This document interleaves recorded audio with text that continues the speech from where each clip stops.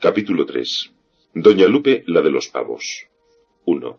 Maximiliano no se sentó. Doña Lupe sí, y en el centro del sofá, debajo del retrato, como para dar más austeridad al juicio. Repitió el muy bien señor don Maximiliano con retintín sarcástico. Por lo general, siempre que su tía le daba tratamiento, llamándole señor don, el pobre chico veía la nube del pedrisco sobre su cabeza. Estarse una matando toda la vida, prosiguió ella, para sacar adelante al dichoso sobrinito. Sortearle las enfermedades a fuerza de mimos y cuidados. Darle una carrera, quitándome yo el pan de la boca. Hacer por él lo que no todas las madres hacen por sus hijos, para que al fin... Buen pago. Bueno. No me expliques nada, si estoy perfectamente informada. Sé quién es esa dama ilustre con quien te quieres casar. Vamos, qué buena doncella te canta. ¿Y creerás que vamos a consentir tal deshonra en la familia? Dime que todo es una chiquillada, y no se hable más del asunto. Maximiliano no podía decir tal cosa, pero tampoco podía decir otra, porque si en el fondo de su ánimo empezaban a levantarse olas de entereza, esas olas reventaban y se descomponían antes de llegar a la orilla, o sea, los labios. Estaba tan cortado que, sintiendo dentro de sí la energía, no la podía mostrar, por aquella pícara emoción nerviosa que le embargaba. Dejó esparcir sus miradas por la pared testera, como buscando por allí su apoyo. En ciertas situaciones apuradas y en los grandes estupores de alma, las miradas suelen fijarse en algo insignificante y que nada tiene que ver con la situación. Maximiliano contempló un rato el grupo fotográfico de las chicas de Samaniego, Aurora y Olimpia, con mantilla blanca, enlazados los brazos, la una muy adusta, la otra sentimental. ¿Por qué miraba aquello? Su turbación le llevaba a colgar las miradas aquí y allí, prendiendo el espíritu en cualquier objeto, aunque fueran las cabezas de los clavos que sostenían los retratos. «Explícate, hombre», añadió doña Lupe, que era viva de genio. «¿Es una niñería?» «No, señora», respondió el acusado, y esta negación, que era afirmación, empezó a darle ánimos, aligerándole un poco la angustia aquella de la boca del estómago. «¿Estás seguro de que no es una chiquillada?» «Valiente idea tienes tú del mundo y de las mujeres inocentes. Yo no puedo consentir que una pindonga de esas te coja y te engañe para timarte de un hombre honrado, como otros timan el reloj. A ti hay que tratarte siempre como a los niños atrasaditos, que están a medio desarrollar. Hay que recordar que hace 5 años todavía iba yo por la mañana a abrocharte los calzones y que tenías miedo de dormir solo en tu cuarto». Idea tan desfavorable a su personalidad exasperaba al joven. Sentía crecer dentro la bravura, pero le faltaban palabras. ¿Dónde demonios estaban aquellas condenadas palabras? Que no se le ocurrían en trance semejante. El maldito hábito de la timidez era la causa de aquel silencio estúpido, porque la mirada de doña Lupe ejercía sobre él fascinación singularísima, y teniendo mucho que decir, no lograba decirlo. ¿Pero qué diría yo? ¿Cómo empezaría yo?, pensaba, fijando la vista en el retrato de Torquemada y su esposa de bracete. «Todo se arreglará», indicó doña Lupe en tono conciliador. «Si consigo quitarte de la cabeza esas humaredas, porque tú tienes sentimientos honrados, tienes buen juicio. Pero siéntate. ¿Me da fatiga de verte en pie?» «Es menester que usted se entere bien», dijo Maximiliano al sentarse en el sillón, creyendo haber encontrado un buen cabo de discurso para empezar. «Se entere bien de las cosas. Yo pensaba hablar con usted». «¿Y por qué no lo hiciste? ¿Qué tal sería ello? Vaya, que un chico delicadito como tú meterse con esas viciosonas. Y no te quepa duda. Así, pronto entregarás la pelleja. Si caes enfermo, no vengas a que te cuide tu tía, que para eso sí sirvo yo, ¿eh? Para eso sí sirvo, ingrato, tunante. ¿Y te parece bien que cuando me miro en ti, cuando te saco adelante con tanto trabajo y soy para ti más que una madre, te parece bien que me des este pago infame y que te me cases con una mujer de mala vida?» Rubín se puso verde y le salió un amargor intensísimo del corazón a los labios. No es eso, tía.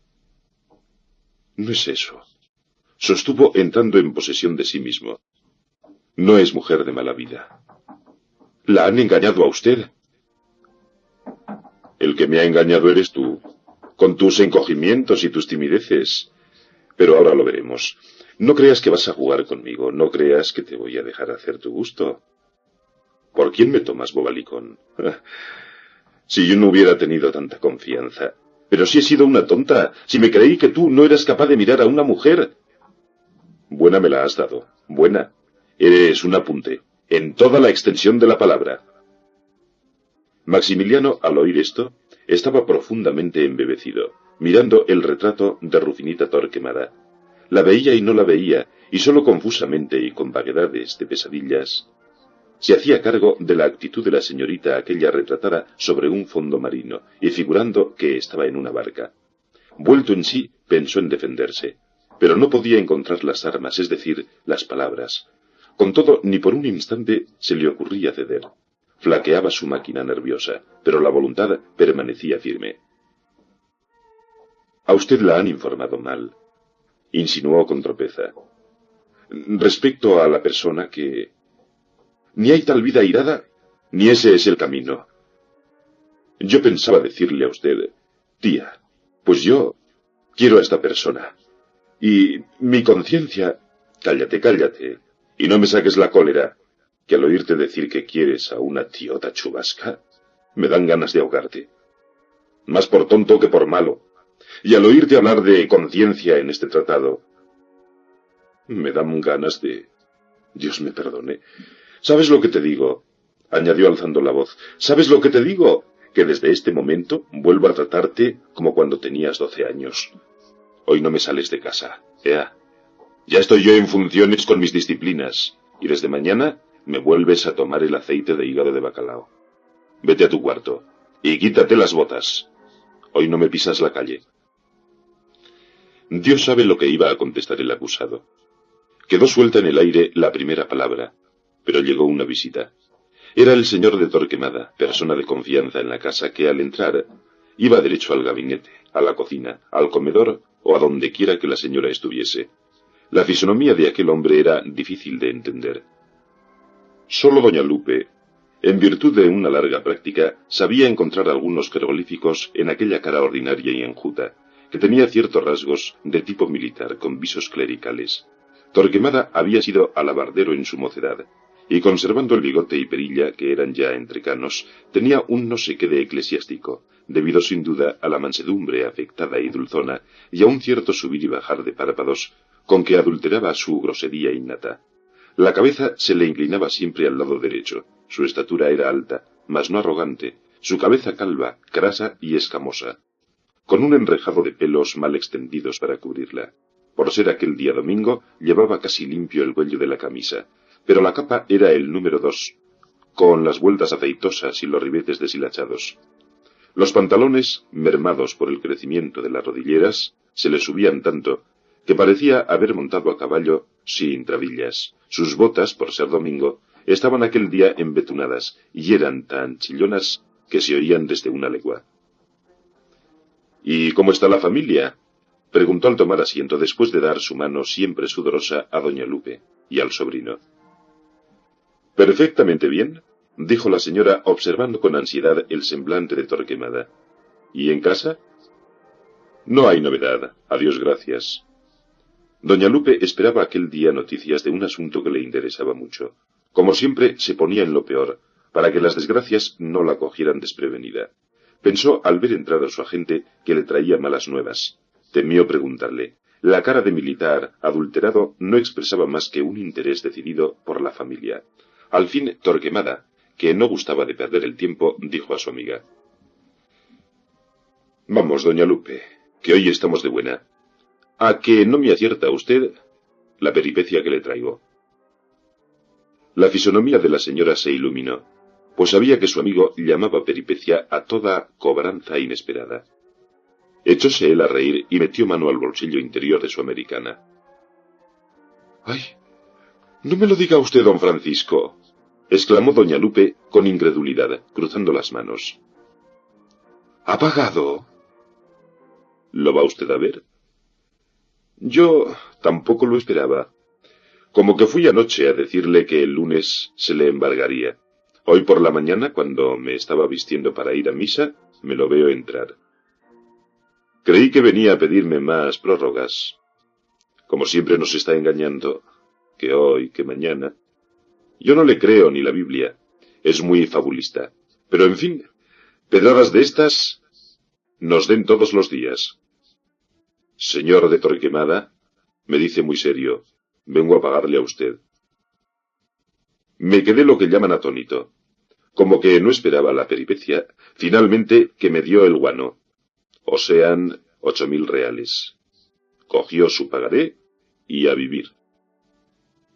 Lo que yo le decía a usted, observó doña Lupe, casi sin poder hablar, con la alegría atravesada en la garganta. El tal Joaquinito Pez es una persona decente. Él pasa sus apurillos como todos esos hijos de familia que se dan buena vida y un día tienen y otro no. Te fijo que será jugador. Torquemada hizo una separación de billetes, dando la mayor parte a doña Lupe. Los 6.000 reales de usted, 2.000 míos. Buen chipirón ha sido este. Yo los contaba, como quien dice, perdidos, porque el tal Joaquinillo está, según hoy, con el agua al cuello. ¿Quién será el desgraciado? A quien ha dado el sablazo. A bien que a nosotros no nos importa. Como no le hemos de prestar más... Mire usted, doña Lupe, dijo Torquemada haciendo una perfecta O con los dedos pulgar e índice y enseñándosela a su interlocutora. 2. Doña Lupe contempló la O con veneración y escuchó. Mire usted, señora, estos señoritos disolutos son buenos parroquianos, porque no reparan en el materialismo del premio y del plazo, pero al fin la dan, y la dan gorda. Hay que tener mucho ojo con ellos. Al principio el embargo los asusta, pero como lleguen a perder el punto una vez, lo mismo les da fu que fa. Aunque usted les ponga en la publicidad de la Gaceta, se quedan tan frescos, vea usted el marquesito de Casabojío. Le embargué el mes pasado. Le vendí hasta la lámina en que tenía el árbol genealógico. Pues finalmente, a los 3 días, me lo vi en un faetón, como si tal cosa. Y pasó por junto a mí, y las ruedas me salpicaron el barro de la calle. No es que me importe el materialismo del barro. Lo digo para que se vea lo que son. Pues creerá usted que encontró después quien le prestara. Ello fue al 4 mensual. Pero aun al 5 sería como quien dice el todo por el todo. Verdad que no molestan. Y si a mano viene, cuando piden prórroga por tenerle a uno contento, le dan un destinillo para un sobrino, como hizo el chico de Pez conmigo. Pero el materialismo del destino no importa. A lo mejor la pegan, y de canela fina, créame usted. Por eso ya puede venir ahora a tocar a esta puerta. Que le he de mandar a plantar cebollinos. Al llegar aquí, Torquemada sacó su sebosa petaca. Como tenía tanta confianza, iba a echar un cigarro. Ofreció a Maximiliano, y doña Lupe respondió bruscamente por él, diciendo con desdén, «Este no fuma». Las operaciones previas de la fumada duraban un buen rato, porque Torquemada le variaba el papel al cigarrillo. Después encendió el fósforo, raspándolo en el muslo.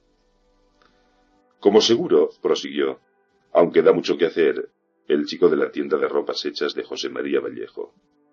Allí me tiene todos los primeros de mes, como un perro de presa. 1.000 duros me tiene allí, y no le cobro más que 26 todos los meses. ¿Que se atrasa? Hijo, yo tengo un gran compromiso y no te puedo aguardar. Cojo media docena de capas y me las llevo. Y tan fresco. Y no lo hago por el materialismo de las capas, sino para que mire bien el plazo. Si no hay más remedio, señora, es menester tratarlos así, porque no guardan consideración. Se figuran que tiene uno el dinero para que ellos se diviertan. ¿Se acuerda usted de aquellos estudiantes que nos dieron tanta guerra? Fue el primer dinero de usted que coloqué. Aquel Cienfuegos, aquel Arias Ortiz. Vaya unos peines. Si no es por mí, no se les cobra. Y eran tan tunantes que después que iban a casa llorándome, tocante a la prórroga, me los encontraba en el café atizándose bisteques, y vengan copas de ron y marrasquino. Lo mismo que aquel tendero de la calle Mayor, aquel rubio que tenía peletería, ¿se acuerda usted? Un día finalmente me trajo su reloj, los pendientes de su mujer y 12 cajas de pieles y manguitos, y aquella mismísima tarde, señora, me lo veo en la Puerta del Sol, encaramándose en un coche para ir a los toros. Si son así, quieren el dinero, como quien dice, para el materialismo de tirarlo. Por eso estoy todo el santo día vigilando a José María Vallejo, que es un buen hombre, sin despreciar a nadie. Voy a la tienda y veo si hay gente, si hay movimiento. Echo una guiñada al cajón, me entero de si el chico que va a cobrar las cuentas trae guano. Sermoneo al principal, le doy consejos, le recomiendo que al que paga le crucifique. Si es la verdad, si no hay más camino, finalmente el que se hace de manteca pronto se lo meriendan. Y no lo agradecen, no señora, no agradecen el interés que me tomo por ellos. Cuando me ven entrar, si viera usted qué cara me ponen, no reparan que están trabajando con mi dinero, y finalmente que eran ellos, unos pobres pelagatos. Les parece que porque me dan 26 duros al mes, ya han cumplido. Dicen que es mucho, y yo digo que me lo tienen que agradecer, porque los tiempos están malos, pero muy malos. En toda la parte del siglo XIX que duró la larguísima existencia usuraria de don Francisco Torquemada, no se le oyó decir una sola vez siquiera que los tiempos fueran buenos. Siempre eran malos, pero muy malos. Aun así, el 68 ya tenía Torquemada 2 casas en Madrid, y había empezado sus negocios con 12.000 reales que heredó su mujer el 51. Los un día mezquinos capitales de doña Lupe, él se los había centuplicado en un par de lustros, siendo ésta la única persona que asociaba a sus oscuros negocios. Cobrábale una comisión insignificante, y se tomaba por los asuntos de ella tanto interés como por los propios, en razón a la gran amistad que había tenido con el difunto Jáuregui. Y con esta fecha, me voy, dijo levantándose y colgándose la capa que se le caía del hombro izquierdo. ¿Tan pronto? Señora, que no he oído misa. Lo que le decía a usted. Estaba vistiéndome para salir a oírla, cuando entró Joaquinito a darme la gran peripecia. ¿Buena ha sido? ¿Buena?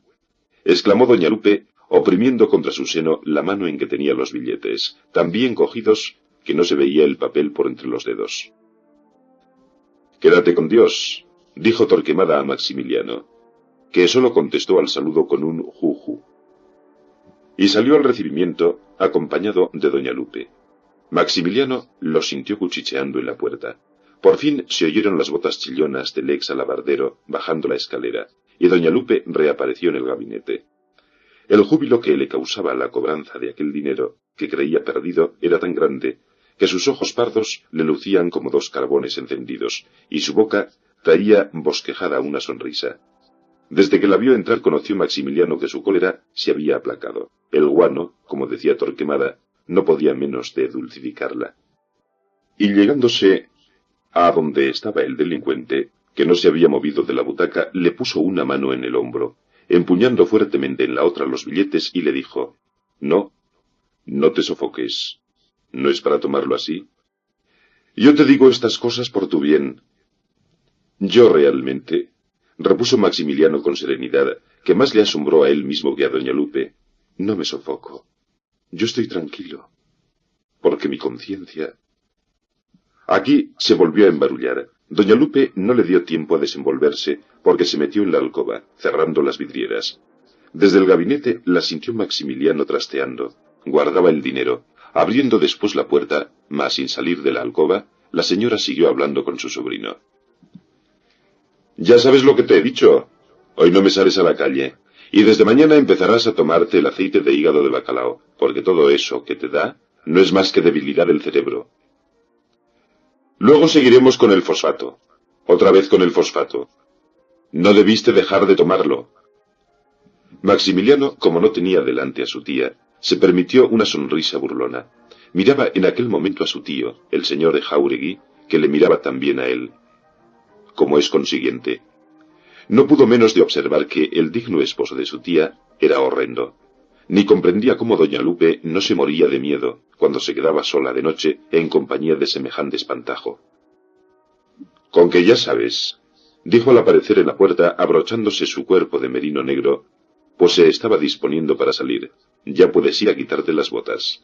Estás preso». Fuese el joven a su cuarto sin decir nada, y doña Lupe se quedó pensando en lo dócil que era. El rigor de su autoridad, que el muchacho acataba siempre con veneración, sería remedio eficaz y pronto del desorden de aquella cabeza. Bien lo decía ella. En cuanto yo le doy 4 gritos, le pongo como una liebre. Trabajo les mando a esas lobas que me lo quieran trastornar.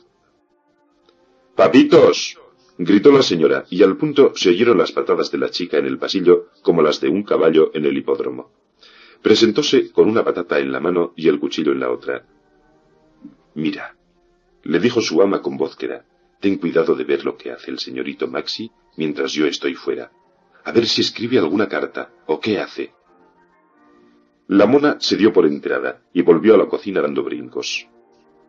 «A ver», dijo la señora hablando consigo misma, «¿se me olvidará algo?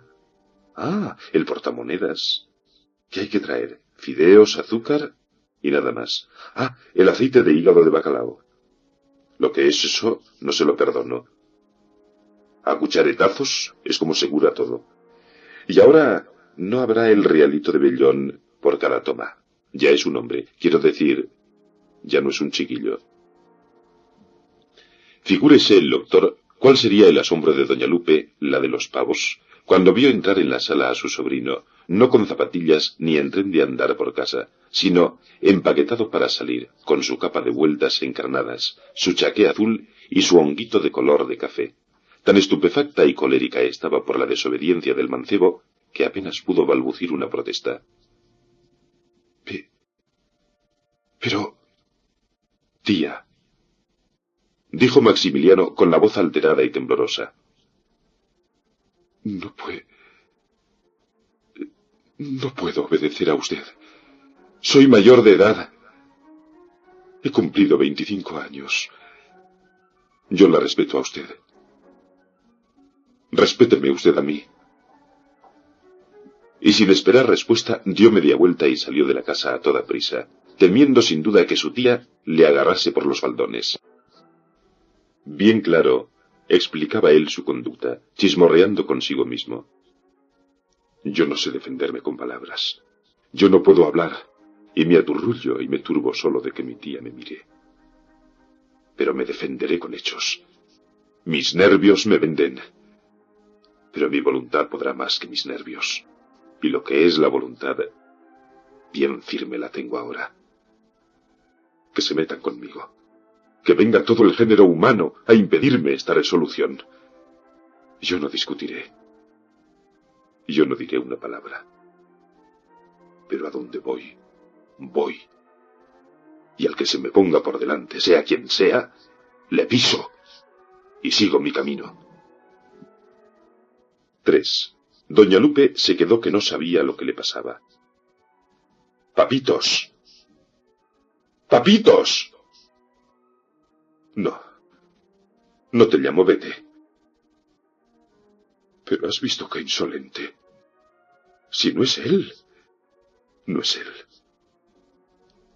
Es que me lo han vuelto del revés. Me lo han embrujado. Habrá tunante. Si estoy por seguirle y avisar a una pareja de orden público, para que me lo trinquen. Pero a la noche nos veremos las caras.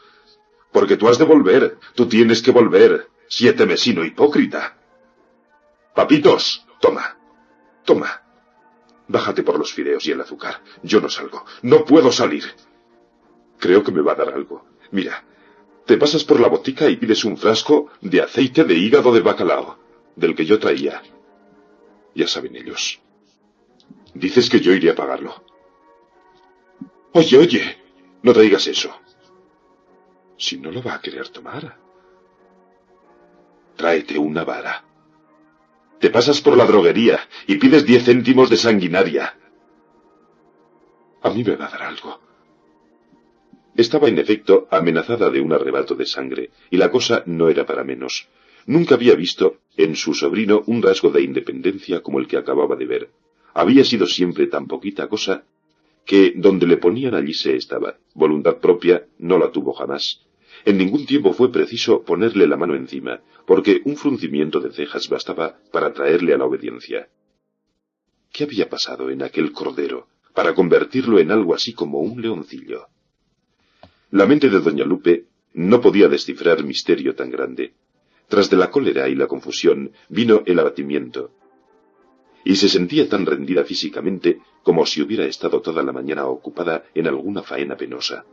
Quitóse con pausa los trapitos domingueros que se había empezado a poner, y volvió a llamar a la mona para decirle: «No hagas más que unas sopas de ajo. El señoritingo no vendrá a almorzar, y si viene, le acusaré las 40».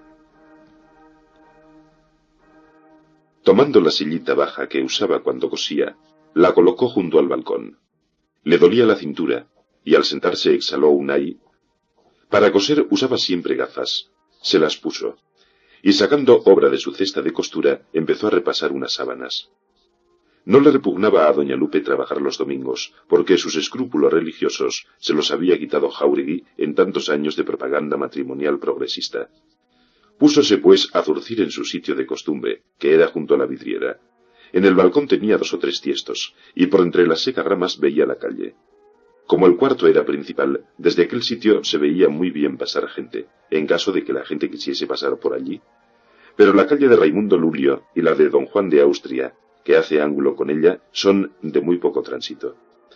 Parece aquello un pueblo. La única distracción de doña Lupe, en sus horas solitarias, era ver quién entraba en el taller de coches inmediato o en la imprenta de enfrente, y si pasaba o no doña Guillermina Pacheco, en dirección del asilo de la calle de Alburquerque.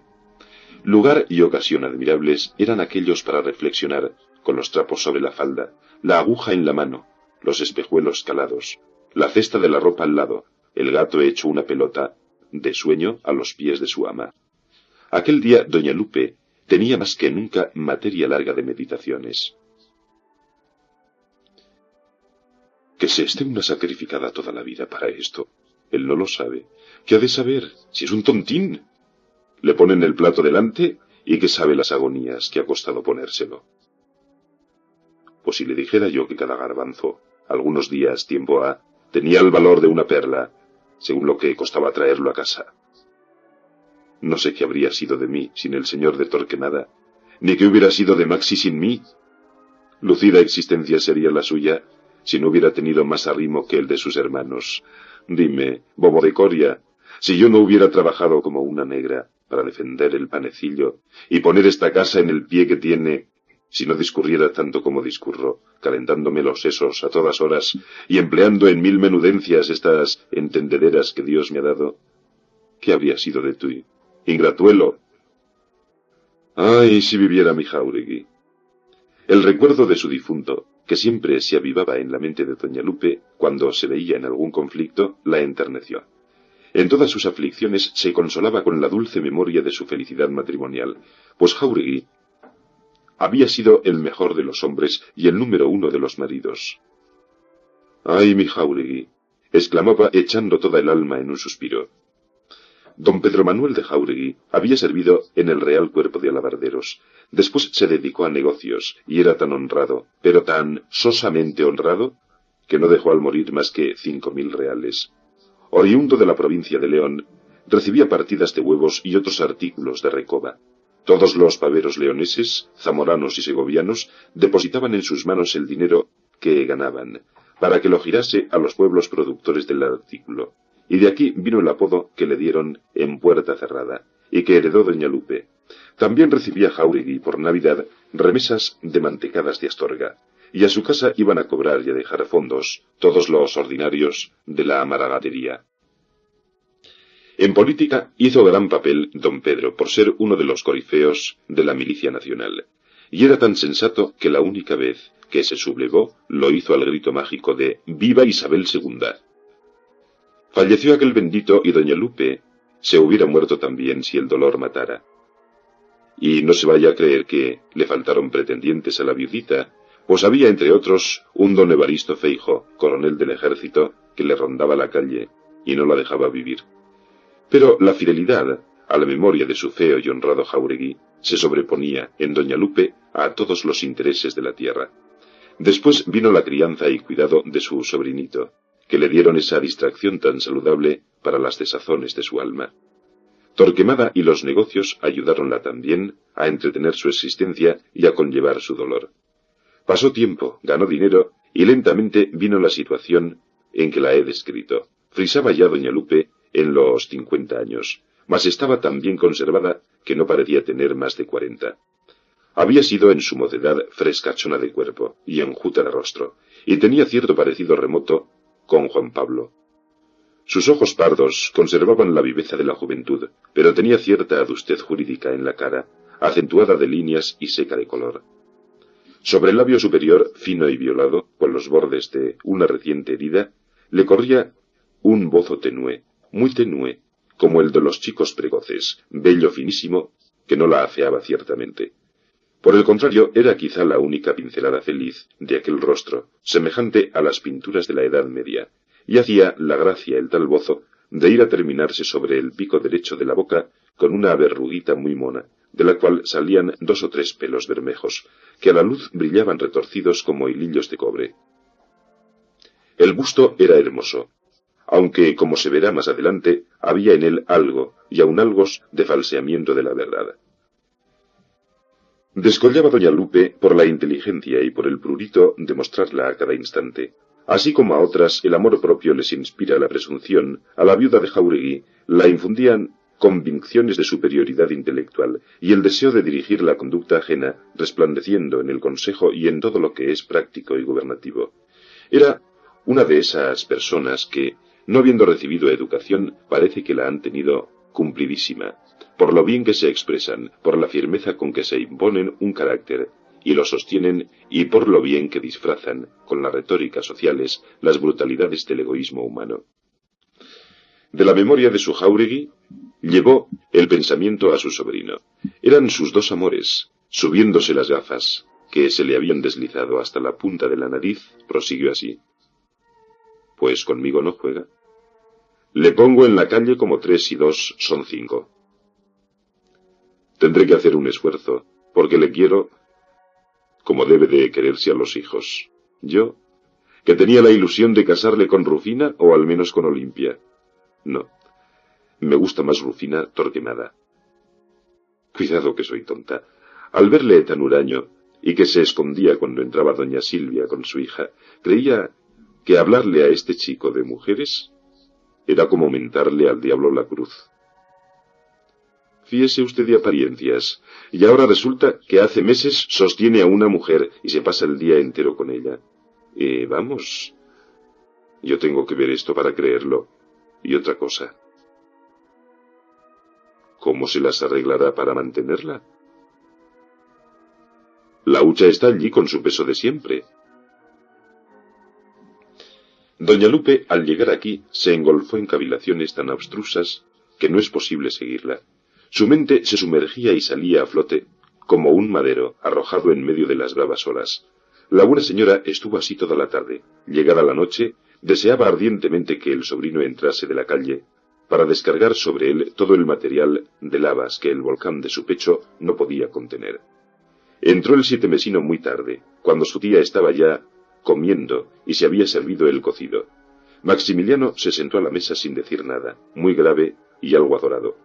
Empezó a comer con apetito la sopa fría, echando miradas indagadoras e inquietas a su señora tía, que evitaba el mirarle. Por no romper, debo contenerme, pensaba ella, hasta que coma. Y parece que tiene ganitas. A ratos el joven daba hondos suspiros, mirando a su tía, cual si deseara tener una explicación con ella. Más de una vez quiso doña Lupe romper en denuestos, pero el silencio y la compostura de su sobrino la contenían, haciéndole temer que se repitiera el rasgo varonil de aquella mañana. Por fin, apenas cató el joven unas pasas que de postre había, Se levantó para ir a su cuarto, y apenas le vio doña Lupe de espalda, se le encendieron bruscamente los ánimos y corrió tras él, conteniendo las palabras que a la boca se le salían. Estaba el pobre chico encendiendo el quinqué de su cuarto, cuando la señora apareció en la puerta, gritando con toda la fuerza de sus pulmones: ¡Zascandil! No se inmutó Maximiliano, ni aun cuando doña Lupe, repitiendo su apóstrofe, llegó al cuarto: «O quinto Zascandil». Y como si esta palabra fuera el tapón de su ira, tras ella corrieron en vena abundante las quejas por lo que el chico había hecho aquella mañana. «Y no quiero hablar ahora del motivo», añadió ella, «de esa moza que te has echado y que sin duda empieza por pegarte su mala educación. Voy a la patochada de esta mañana. ¿Crees tú que tu tía es algún trasto viejo?» El muchacho se sentó en la silla que junto a la cama estaba, y apoyando el codo en esta, aguantó el achuchón sin mirar a su juez. Tenía un palillo entre los dientes, y lo llevaba de un lado para otro de la boca con nerviosa presteza. Ya se le había quitado el gran temor que la hermana de su padre le infundía. Como ciertos cobardes se vuelven valientes desde que disparan el primer tiro, Maximiliano, una vez que rompió el fuego con la hombrada de aquella mañana, sentía su voluntad libre del freno que le pusiera la timidez. Dicha timidez era un fenómeno puramente nervioso, y en ella tenían no poca parte también sus rutinarios hábitos de subordinación y abocamiento. Mientras no hubo en su alma una fuerza poderosa, aquellos hábitos y la diátesis nerviosa formaron la costra o apariencia de su carácter. Pero surgió dentro la energía que estuvo luchando durante algún tiempo por mostrarse, rompiendo la corteza. La timidez o falsa humildad endurecida ésta, y como la energía interior no encontraba un auxilio en la palabra, porque la sumisión consuetudinaria y la cortedad no le habían permitido educarla para discutir, pasaba tiempo sin que la costra se rompiera. Por fin, lo que no pudieron hacer las palabras, lo hizo un acto. Roto el cascarón, Maximiliano se encontró más valiente y dispuesto a medirse con la fiera. Lo que antes era como levantar una montaña, parecíale ya como alzar del suelo un pañuelo. Oyó en calma los desahogos de su tía. Cuántos argumentos se podían oponer a los que la buena señora disparaba con más ardor que lógica. Pero lo que es en argumentar con palabras, ¿qué diablo? Todavía no estaba él fuerte. Argumentaba con hechos. En esto sí que se pintaba solo. Cuando su tía tomó respiro, dejándose caer sofocada en la silla próxima a la mesa, Maximiliano rompió a hablar a su vez. Pero no era aquello razonar, era como si cogiera su corazón y lo volcara sobre la cama, lo mismo que había volcado la hucha después de cascarla. «La quiero tanto», dijo sin mirar a su tía, y encontrando palabras relativamente fáciles para expresar sus sentimientos. «La quiero tanto que toda mi vida está en ella, y ni la ley, ni familia, ni el mundo entero me pueden apartar de ella. Si me ponen en esta mano la muerte, y en esta otra dejar de quererla, y me obligan a escoger, preferiré 1000 veces morirme, matarme, o que me maten. La quise desde el momento en que la vi, y no puedo dejar de quererla, sino dejando de vivir. De modo que es tontería oponerse a lo que tengo pensado, porque salto por encima de todo, y si me ponen delante una pared, la paso. ¿Ve usted cómo rompen los jinetes del circo de Price los papeles que le ponen delante, cuando saltan sobre los caballos? Pues así rompo yo una pared, si me la ponen entre ella y yo. 4. Este símil hubo de impresionar vivamente a la gran doña Lupe, que contempló un rato a su sobrino con más lástima que ira. «Yo me he llevado chascos en mi vida», dijo, meneando la cabeza como los muñecos que tienen un alambre en el pescuezo. «Pero un chasco como este, no me lo he llevado nunca». «Me la has dado completa, a fondo, de maestro». «Cierto que no tengo poder sobre ti. Si te pierdes, bien perdido estás. No me vengas a mí después con arrumacos. Te crié, te eduqué. He sido para ti una madre. ¿No te parece que debías haberme dicho, pues tía, esto hay, Cierto que sí, replicó vivamente Maximiliano, pero me daba reparo, tía. Ahora que me he soltado, paréceme la cosa más fácil del mundo. De esta falta le pido a usted perdón, porque reconozco que me porté mal. Pero se me trababa la lengua cuando quería decir algo, y me entraban sudores. Me acostumbré a no hablar a usted más que de si me dolía o no la cabeza, de que se me había caído un botón, de si llovía o estaba seco y otras tonterías así. Oiga usted ahora, que después de callar tanto me parece que arreviento, si no le cuento a usted todo. La conocí hace 3 meses. Estaba pobre. Había sido muy desgraciada. Sí, me han dicho que es muy corrida. Tienes buenas tragaderas, afirmó doña Lupe con crueldad. No haga usted caso. Los hombres son muy malos. ¿No conviene usted conmigo en que los hombres son muy malos? Y dígame usted ahora, ¿no es acción noble traer al buen camino a una alma buena que se ha descarriado? ¿Y tú? ¡Tú! Chilló la de Jáuregui con espanto, persignándose. ¡Te has metido a pastor! Pero aguárdese usted, tía. No juzgue usted las cosas tan de ligero, insistió Maximiliano, apurado por no saber expresarse bien. Si ella está arrepentida. Ni ha sido tampoco tan mala como a usted le han dicho. Si es un ángel. De cornisa. Buen provecho. Créame usted. Y cuando la conozca, conocerla yo. De eso está libre. Repito que buen provecho te haga tu oveja, mejor dicho, tu cabra descarriada. Pero si no es eso, es que yo no me expreso bien. Dígame una cosa. ¿El querer ser honrada no es lo mismo que serlo? ¿Dice usted que no?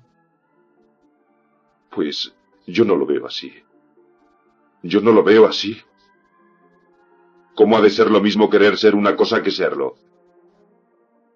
En el terreno moral, sí. Si conmigo es honrada y sin mí podría no serlo, ¿cómo quiere usted que yo le diga, anda y vete a los demonios? ¿No es más natural y humano que la acoja y la salve? Pues qué. Las obras grandes, y, ¿cómo diré?, cristianas, se han de mirar por el lado del egoísmo. Creyó el pobre muchacho que había puesto una pica en Flandes con este argumento, y observó el efecto que en su tía había hecho. La verdad es que doña Lupe se quedó un instante algo confusa, sin saber qué responder. Al fin le contestó con desdén. Estás loco. Esas cosas no se le ocurren a nadie que tenga sesos. Me voy, te dejo. Porque si estoy aquí te pego. No tengo más remedio que romperte encima el palo de una escoba. Y la verdad, si eres poco hombre para ese amor tan sublime, aún lo eres menos para recibir una paliza. Maximiliano la sujetó por el vestido y la obligó a sentarse otra vez. Óigame usted, tía. Yo la quiero a usted mucho. Yo le debo a usted la vida, y aunque usted se empeñe en reñir conmigo, no lo ha de conseguir. Vamos a ver, lo que yo hago ahora, lo que la tiene a usted enojada es, según estoy viendo, una acción noble, y mi conciencia me la aprueba.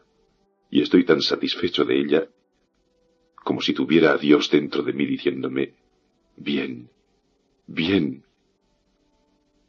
Porque usted no me puede hacer creer que estamos en el mundo solo para comer, dormir, digerir la comida y pasearnos.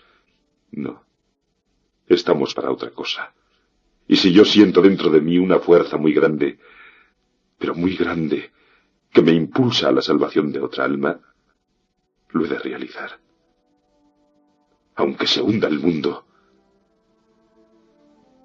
Lo que tú tienes, afirmó doña Lupe, queriendo sostener su papel, es la tontería que te rebosa por todo el cuerpo, y nada más. No me engatusarás con palabritas. Vaya, que de la noche a la mañana has aprendido unos términos y unos floreos de frases que me tienen pasmada. Estás hecho un poeta, en toda la extensión de la palabra. Yo siempre he tenido a los poetas por unos grandes embusteros, tontos de atar. Tú no eres ya el sobrino que yo crié. ¿Cómo me has engañado? Una mujer, una manceba, Un Belén. Y ahora viene la de me caso y a Roma por todo. Anda, ya no te quiero. Ya no soy tu tiita Lupe. No te echo de mi casa por lástima, porque espero que todavía has de arrepentirte, y me has de pedir perdón. Maximiliano, ya completamente sereno, movió la cabeza expresando duda. El perdón ya lo pedí por haber callado. Y ya no tengo que pedir más perdones. Todavía hay algo que usted no sabe, y que le quiero decir. ¿Cómo la he mantenido durante 3 meses? Ay, tía, rompí la hucha. Tenía 3.000 y pico de reales. Lo bastante para que viva con modestia. Porque es muy económica. Sumamente económica, tía. Y no gasta más que lo preciso. Esta revelación hizo vacilar un momento la ira de doña Lupe. Era económica. El joven sacó la hucha y, mostrándola a su tía, reveló el suceso como la cosa más natural del mundo, reproduciéndolo a lo vivo. Mire usted. Cogí la hucha vieja, después de traer esta, que es enteramente igual. Machaqué la llena. Cogí el oro y la plata y pasé a esta el cobre, añadiendo 2 pesetas en cuartos para que pesara lo mismo. ¿Quiere usted verlo? Antes que doña Lupe respondiera, Maximiliano estrelló la hucha contra el suelo, y las piezas de cobre inundaron la habitación. Ya veo. Ya veo que no tienes desperdicio, observó doña Lupe recogiendo la calderilla. ¿Y cuando se te acabe el dinero? ¿Vendrás a que yo te dé? ¡Ay, qué equivocado estás! Cuando se me acabe, Dios me socorrerá, por algún lado, dijo Maximiliano con fe. Estaba excitadísimo, y tenía el rostro encendido. Doña Lupe no había visto nunca tanto brillo en aquellos ojos, ni animación semejante en aquella cara. Cuando entre los dos hubieron recogido las piezas, la tía las envolvió en un número de la correspondencia, y arrojando el paquete sobre la cómoda, dijo con soberano menosprecio: «Ahí tienes, para el regalo de boda».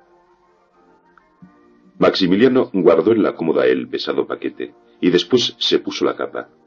Doña Lupe no se atrevió a retenerle, pues aunque su corazón se llenó de sentimientos de soberbia y autoridad, nada de esto pudo traducirse al exterior, porque en el momento de intentarlo, un freno inexplicable la contuvo.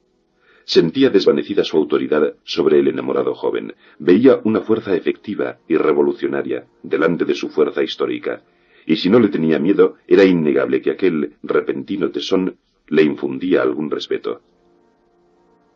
Aquella mujer, que dormía a pierna suelta después de haber estrangulado, en convivencia con Torquemada, a un infeliz deudor, estaba intranquila ante los problemas de conciencia que le había planteado su sobrino tan candorosamente. Si quería tanto a esa mujer, ¿con qué derecho oponerse a que se casara con ella? Y si la tal tenía inclinaciones honradas, y buen síntoma de honradez era el ser tan económica, ¿quién cargaba con la responsabilidad de alejarla en el camino de la reforma? Doña Lupe empezó a llenarse de escrúpulos. Su corazón no era depravado, sino en lo tocante a préstamos. Era como los que tienen un vicio, que fuera de él, y cuando no están atacados de la fiebre, son razonables, prudentes y discretos. Al día siguiente, después de otro altercado con su sobrino, apuntaron vagamente en su alma las ideas de transacción. Ya no cabía duda de que la pasión de Maximiliano era tenaz y profunda, y de que le prestaba energías incontrastables. Ponerse frente a ella era como ponerse delante de una ola muy hinchada en el momento de reventar. Doña Lupe reflexionó mucho todo aquel día, y como tenía un gran sentido de la realidad, empezó a reconocer el poder que ejercen sobre nuestras acciones los hechos consumados, y el escaso valor de las ideas contra ellos. Lo de Maxi sería un disparate. Ella seguía creyendo que era una burrada atroz, mas era un hecho, y no había otro remedio que admitirlo como tal. Pensó entonces con admirable tino que cuando en el orden privado Lo mismo que en el público, se inicia un poderoso impulso revolucionario, lógico, motivado, que arranca de la naturaleza misma de las cosas y se fortifica en las circunstancias, es locura plantársele delante. Lo práctico es sortearlo y con él dejarse ir, aspirando a dirigirlo y encauzarlo. Pues a sortear y dirigir aquella revolución doméstica, que atajarla era imposible y el que se le pusiera delante arrollado sería sin remedio. De esa idea provino la relativa tolerancia con que habló a su sobrino en la segunda noche de confianzas, la maña con que le fue sacando noticias y pormenores de su novia, sin aparentar curiosidad, aventurándose a darle algunos consejos. Verdad que entre col y col le soltaba ciertas frescuras, pero esto era muy estudiado para que Maxi no viera el juego. No cuentes conmigo para nada. Allá te las hallas. Ya te he dicho que no quiero saber si tu novia tiene los ojos negros o amarillos. A mí no me vengas con zalamerías. Te oigo por consideración, pero no me importa. Que la vaya yo a ver. Estás tú fresco. A Maximiliano le había dado su metamorfosis una penetración intermitente. En ocasiones poseía la vista rápida y segura de ingenio superior. En ocasiones era tan ciego que no veía 3 sobre un burro. Las pasiones exaltadas producen estas pasmosas diferencias en la eficacia de una facultad y hacen a los hombres romos o agudos, cual si estuviera el espíritu sometido a una influencia lunática. Aquel día leyó el joven en el corazón de doña Lupe y apreció sus disposiciones pacificadoras, a pesar de las frases estudiadas con las que quería disimular. Hizo además un razonamiento que demuestra la agudeza genial que adquiría en ciertos momentos de verdadero estro, adivinando por arte de inspiración los arcanos del alma de sus semejantes. El razonamiento fue este: mi tía se ablanda. Mi tía se da a partido. Y como Fortunata no le debe dinero, ni se lo deberá nunca, ¿por qué estoy yo para impedirlo?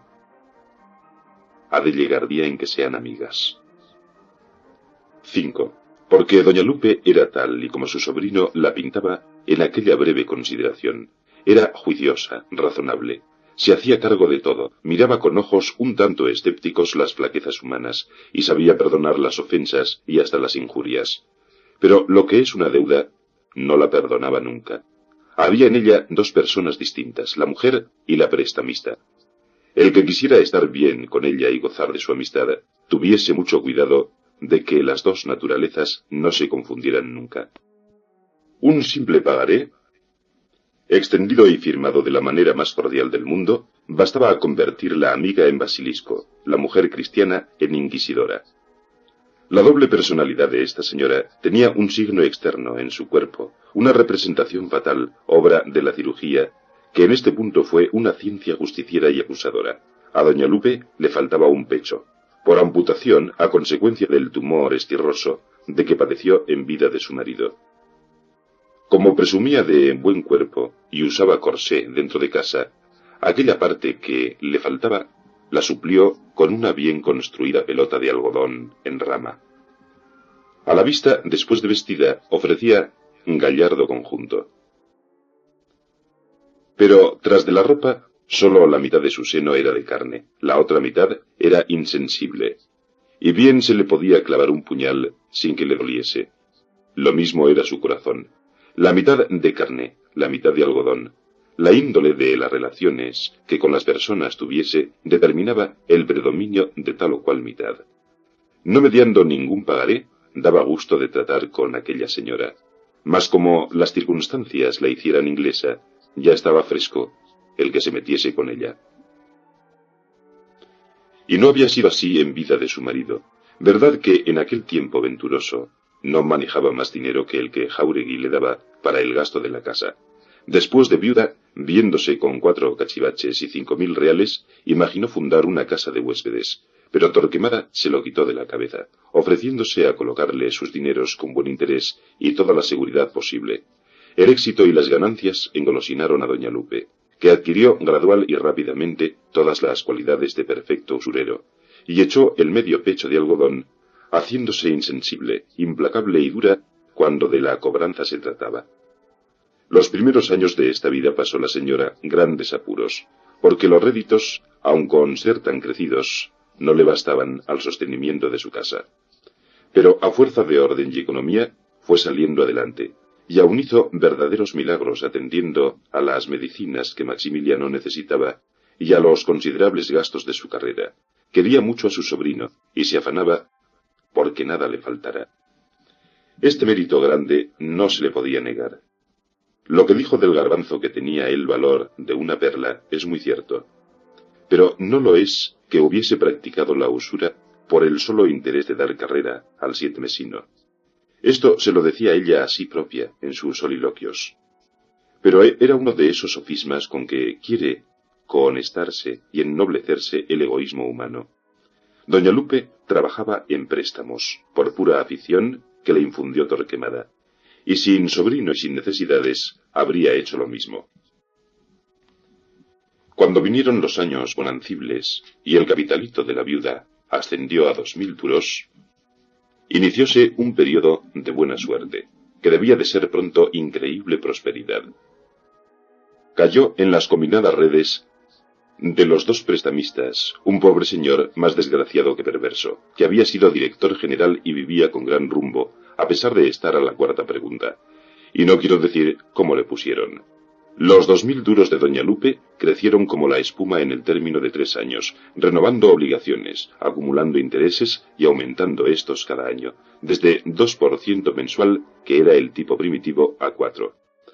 A la pobre víctima le sacó Torquemada mucho más, porque se adjudicó sus muebles riquísimos por un pedazo de pan, pero el tal se lo tenía muy bien merecido. Después se rehizo con un destino en la administración de Cuba, se volvió a perder, tornó a reponerse en Filipinas y ahora está por cuarta vez en poder de los vampiros. Como ya no hay dinero en las colonias, parece difícil que este desventurado haga la quinta pella. Dicen que América para los americanos. Vaya una tontería. América para los usureros de Madrid. En la fecha en que nuestra narración coge a doña Lupe, tenía ya un caudalito de 10.000 duros, parte asegurado en acciones del banco y parte en préstamos con pagaré legalizado, figurando mucho mayor cantidad de la percibida por el deudor. El ex alabardero era enemigo del materialismo de las hipotecas con seguridad legal y rédito prudente. Los préstamos arriesgados con premio muy subido eran su delicia y su arte predilecto, porque aun cuando alguno no se cobrase hasta la víspera del juicio final, la mayor parte de las víctimas caían atontadas por miedo al escándalo, y se doblaba el dinero en poco tiempo. Tenía olfato seguro para rastrear a las personas pundonorosas, de esas que entregan el pellejo antes que permitirse andar en lenguas de la fama, y con éstas se metía hasta el fondo. Se atracaba de deudor. Poco a poco fue transmitiendo su manera de ser, de obrar y sentir a su compinche, como se pasa la imagen de un papel a otro por medio del calco o el estarcido. Cada vez que don Francisco le llevaba dinero cobrado, un problema de usura resuelto y finiquito, se alegraba tanto la viudita que se abrían los poros. Y por aquellas vías se le entraba el carácter de Torquemada, a posesionarse del suyo e informarlo de nuevo. La esposa de Torquemada estaba hecha tan a semejanza de éste que doña Lupe la oía y la trataba como al propio don Francisco. Y con el trato frecuente que las dos señoras tenían, doña Silvia llegó también a ejercer gran influencia sobre su amiga, imprimiendo en ésta algunos rasgos de su fisonomía moral. Era hombruna, descarada, y cuando se ponía en jarras hacía temblar a medio mundo. Más de una vez aguardó en la calle a un acreedor, con acecho de asesino apostado, para insultarle sin piedad delante de la gente que pasaba. A esto no llegó ni podía llegar la de Jáuregui, porque tenía ciertas delicadezas de índole y de educación que se sobreponían a sus enconos de usurera. Pero sí fueron juntas alguna vez a la casa de una infeliz señora viuda que les debía dinero, y después de apremiarla inútilmente para que les pagara, echaron miradas codiciosas hacia los muebles. Las dos arpías cambiaron breves palabras frente a la víctima, que por poco se muere del susto. «A usted le conviene esa copa brasero», dijo doña Silvia, «y a mí aquella cómoda». Hicieron subir a los mozos de cordel y se llevaron los citados objetos. Después de quitarle a la cómoda la ropa, y a la copa el fuego. La deudora se avino a todo por perder de vista a las dos infernales mujeres que tanto pavor le causaban. La copa aquella estaba en la sala de doña Lupe, mas no se encendía nunca. Maximiliano sabía su procedencia, así como las de un vargueño y un armario soberbio que en la alcoba estaban. La mesa en que el estudiante escribía entró en la casa de la misma manera, y la vajilla buena, que se usaba en ciertos días, fue adquirida por la quinta parte de su valor en pago de un pico que adeudaba una amiga íntima.